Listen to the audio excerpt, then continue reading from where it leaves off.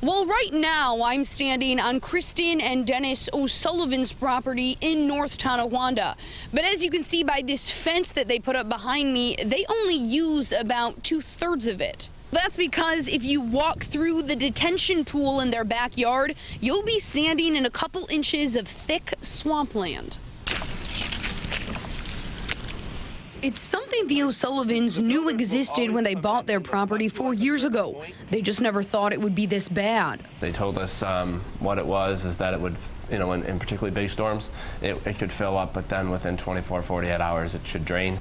Eventually grass would go through and we would just be able to walk across it, and other than the little pipe that's on the one end of it, it would be totally usable. That hasn't been the case. The detention pond feeds into Donner Creek. But you can probably see, I put my hand in there, and it's a couple inches deep.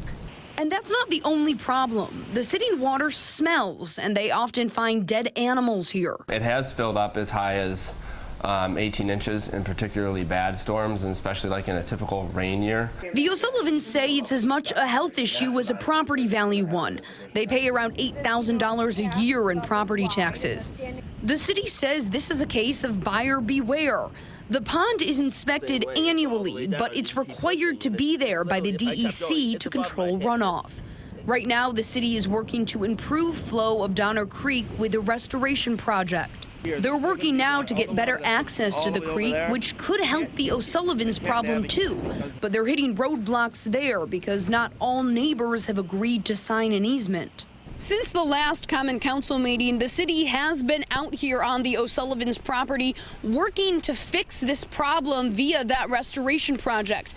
The city engineer tells me he's determined to work with the neighborhood to find a permanent solution.